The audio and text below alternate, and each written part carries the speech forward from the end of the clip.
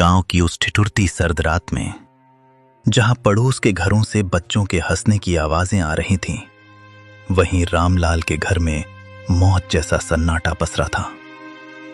रामलाल, जिसने कभी बड़े बड़े भोज में राजाओं की तरह 56 भोग परोसे थे, आज अपनी ही बहू की जली हुई और सख्त रोटियां निगलने को मजबूर था।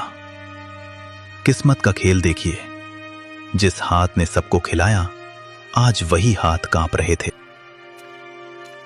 थाली को पैर से जमीन पर घसीटते हुए, लो निगल लो इसे।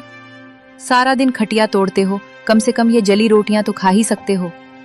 और सुन लो बुढ़े, कल सुबह सूरज निकलने से पहले आंगन चकाचक साफ मिलना चाहिए। मुफ्त की रोटियां तोड़ना बंद करो। तुम्हारी इस खांसी और मनहूसियत ने घर का सुकून छीन लिया है। बेटी, गला सूख रहा है। अगर थोड़ा सा गुड़ का टुकड़ा मिल जाता तो ये सूखी रोटी अंदर उतर जाती। गुड़ चाहिए इन्हें? अरे अपनी औकात देखिए। जब से मां गई है, तुम हमारे सिर पर बोझ बन गए हो। सच तो यह है कि तुम्हें भी मां के साथ ही चले जाना चाहिए था।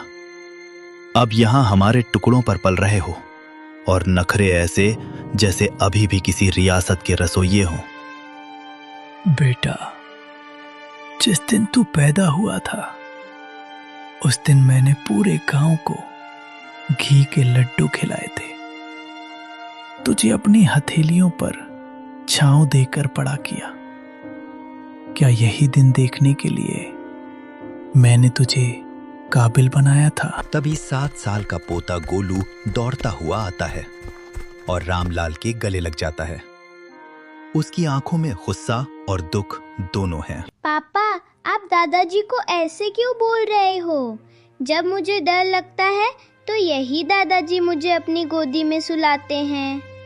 माँ, आपने इन्हें जली हुई रोटी क्यों दी?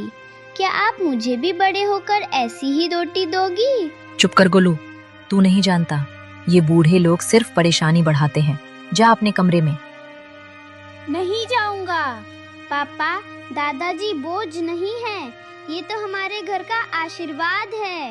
आप कहते हो ना कि ये आपके टुकड़ों पर पल रहे हैं, पर दादाजी ने तो मुझे बताया था कि ये घर और ये खेत उन्होंने अपनी मेहनत से बनाए हैं। फिर ये आपके टुकड़े कैसे हुए?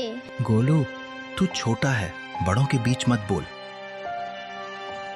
रामलाल का दर्द तो फिर भी खुले आसमान के नीचे था, जिसे हवाएं सहला देती थीं, पर नेकी राम की सिसकियां